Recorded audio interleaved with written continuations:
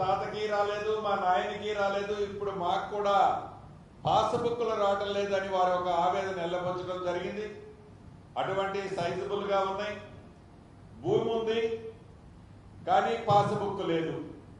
ఆ నెంబర్లో, ఆ సర్వే నెంబర్లో ఉండే భూమి అంతా కూడా భూమి లేని ఆనాటి పెద్దలు వారు పాస్బుక్లు తీసుకున్న కారణంగా ఆ ల్యాండ్లో ఈ ఉన్న భూమి ఆసాన్ని ఎవరైతే సిట్టింగ్ లో ఉన్నారో వారికి కొంట భూమి కూడా మనం ఎక్కలేని పరిస్థితిలో ఆ నెంబర్ యాక్సెస్ కావటం వల్ల ఎక్కలేకపోయాం.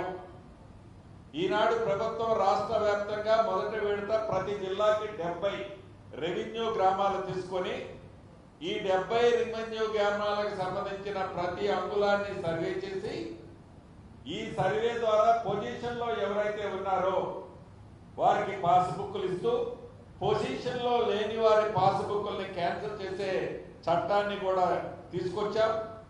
దాంట్లో మొదటి విడతగా మన జిల్లాలో కూడా 70 రెవెన్యూ గ్రామాల సర్వే ఇప్పటికే కాకరవాయి నా నియోజకవర్గంలో ఆల్రెడీ చేశాం.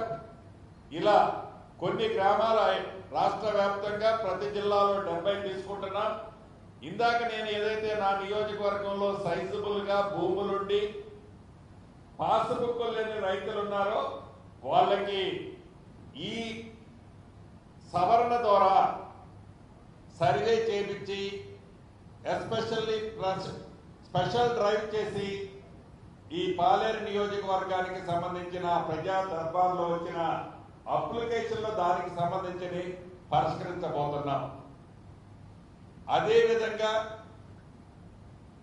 ఒక సర్వే నెంబర్లో ప్రభుత్వ అవసరాల కోసం ఎక్వియేషన్ 5 కుంటలో 10 కుంటలో చేస్తే ఆ సర్వే నెంబర్ మొత్తం ధరణిలో ప్రొవిడెంట్ లిస్ట్ లో ఉంది. అదే కంటిన్యూ వచ్చింది. ఇంకా అటువంటి కూడా పట్టా భూముల్ని ఆ ప్రొవిడెంట్ లిస్ట్ నుంచి కూడా డిలీట్ చేసేది ఆల్రెడీ ఆల్మోస్ట్ క్లియర్ చేశాం. అది కూడా 3 డిజిట్స్ లో సైజబుల్ గా ఉన్నాయి.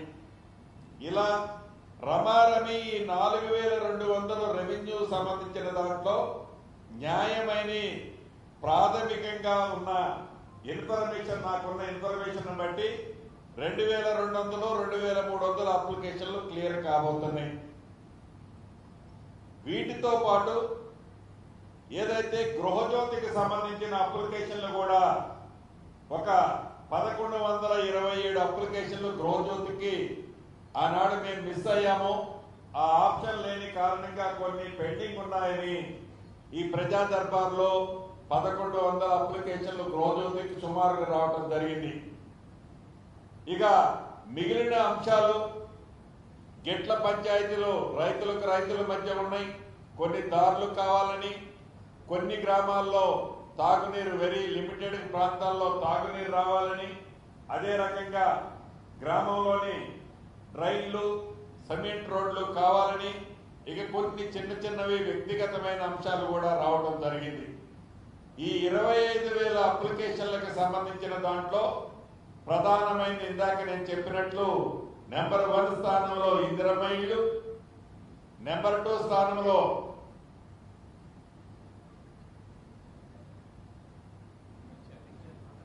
ఆసరా పెన్షన్లు, నెంబర్ 3 స్థానానికి సంబంధించిన దాంట్లో భూ సమస్యలు, నెంబర్ 4 కు సంబంధించిన దాంట్లో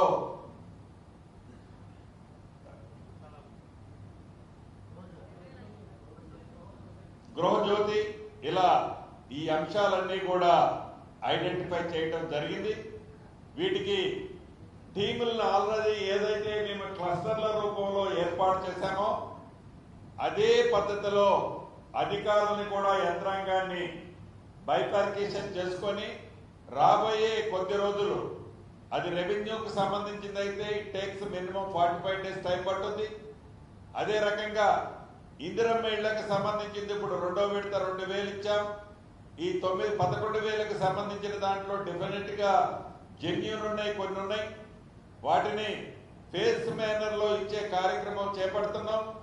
3వ అంశం ఇందాక నేను మిస్ అయింది కూడా ఇళ్ల స్థలాలు కావాలని. ఇళ్ల స్థలాలు కావాలని కూడా సుమారుగా ఒక 1500-1600 అప్లికేషన్లు రావడం జరిగింది. వాటిని కూడా ఎక్కడైతే ప్రభుత్వ స్థలాలు నివాసానికి యోగ్యమైనవి ఉన్నాయో గతంలో రాజశేఖర రెడ్డి గారు ముఖ్యమంత్రిగా ఉన్నప్పుడు ఆనాడు ఇళ్ల స్థలాల కోసం ఎక్విజిషన్ చేసిన ల్యాండ్లో కొన్ని ఇచ్చి కొన్ని పెండింగ్ ఉన్నాయో అటువంటి ల్యాండ్స్ అన్నింటినీ కూడా ఐడెంటిఫై చేయమని ఆదేశాలు ఇచ్చాం. దాని ప్రకారం దాన్ని కూడా సాల్వబుల్ ప్రాబ్లమే కాబట్టి రాబోయే కొద్ది రోజుల్లో సాల్వ్ చేయగలుగుతాం. ఈ ఎంటైర్ ఈ 14 క్లస్టర్లలో సుమారు ఏదైతే 25,000 అప్లికేషన్లు అంటే నాకు తెలిసి సుమారు ఒక 40-45,000 మంది ఈ 14 క్లస్టర్లలో 1 to 1 నాకు కలిసినప్పుడు వారికి ఒక పూర్తి నమ్మకం విశ్వాసం ఉంది ఈ ప్రభుత్వం మీద. ఈ 40,000 నుంచి 45,000 మంది ఎవరైతే 1 to 1 నేను కలిశానో, నేను చూశానో, నేను విన్నానో వారికి ఒక పూర్తి నమ్మకము విశ్వాసము ఉంది. ఆ వచ్చిన 45,000 మంది కాంగ్రెస్ పార్టీకి సంబంధించిన వారే కాదు, కాంగ్రెస్ షర్ట్ తొడుక్కొని వచ్చి నిలబడ్డవారు కాదు, కాంగ్రెస్ కు సంబంధించిన వాళ్ళు ఇచ్చిన అప్లికేషన్లే కాదు. నేను చెప్పేదానికంటే ఇక్కడున్న మీడియా మిత్రులు కూడా ప్రత్యక్షంగా ఈ 14 రోజులు చాలా మంది అటెండ్ అయ్యారు. అన్ని పార్టీలు, పేదవాళ్ళు, కష్టంలో ఉన్నవారు పూర్తిగా విశ్వాసం నమ్మకంతో మా సమస్య పరిష్కారం అవుతుందని వారందరూ తలంచి వారు ఈ సమావేశాల్లో ఈ 14 క్లస్టర్కి సంబంధించిన ప్రజా దర్బార్ సమావేశాల్లో వారు అప్లికేషన్లు ఇవ్వడం జరిగింది. వారు చెప్పింది బట్టి నాకు పూర్తిగా అర్థమైంది ఏంటంటే ఈ ప్రభుత్వం మీద వారికి పూర్తి నమ్మకము విశ్వాసము ఉంది. వారు అడిగే దాన్ని బట్టి అన్నా ఆనాడు 10 సంవత్సరాల్లో సాధ్యం కాలే, 10 సంవత్సరాలు కార్డు అడిగిందాకా తిరిగాం, ఇప్పుడు మాకు పూర్తి నమ్మకం కుదిరింది. మీరు ఒకేసారి ఇవ్వలేకపోవచ్చు, ఇస్తే బాగుంటుంది కానీ రాష్ట్ర ఆర్థిక పరిస్థితి సహకరించే కారణంగా మీరు ఒకేసారి ఇవ్వలేకపోయినా మీరు ఇస్తారు, మీరు చేస్తారు, మీరు చేయగలుగుతారనే నమ్మకం మాకుంది అనేది ఆ కలిసిన 45,000 మంది చిల్లరు ఎవరైతే ఉన్నారో నా కుటుంబ సభ్యులు వారు చెప్పిన దాన్ని బట్టి నాకు స్పష్టంగా అర్థమైంది. ఈ ప్రభుత్వం మీద, గౌరవ ముఖ్యమంత్రి రేవంత్ రెడ్డి గారి మీద, ఈ ప్రజా ప్రభుత్వం ప్రజల కష్టాలు తీర్చడానికే మేము ఎన్నుకున్నామనే నమ్మకంతో ఎన్నుకున్నామనే నమ్మకం, విశ్వాసం ఈ ప్రజలకి ఉంది అనేది నాకు స్పష్టంగా అర్థమైందని మీ ద్వారా రాష్ట్రంలో ఉన్న ప్రజానికానికి కూడా తెలియజేయదలుచుకున్నాను. కొన్ని ప్రతిపక్షాలు అంటుంటాయి, ప్రతిపక్షం వారి బాధ్యత, వారు రేట్ చేసే పాయింట్లో కొన్ని న్యాయమైనవి ఉండొచ్చు. సాధ్యాసాధ్యాలను పరిశీలించి ప్రభుత్వం వారు రేట్ చేసే పాయింట్లని నిజంగా అది ఉపయోగకరమైనదైతే, వారి వ్యక్తిగత స్వార్థం కోసం కాకుండా అది ప్రజల కోసమే వారు అడుగుతున్నదైతే ఈ ప్రభుత్వం భేషజాలకు పోకుండా అటువంటి అంశాలని పాజిటివ్ గా తీసుకొని ఆ సమస్యల్ని ఇమీడియట్ గా రిజాల్వ్ చేసింది కూడా గడిచిన 2.5 సంవత్సరాల్లో మీరు చూశారు ప్రత్యక్షంగా.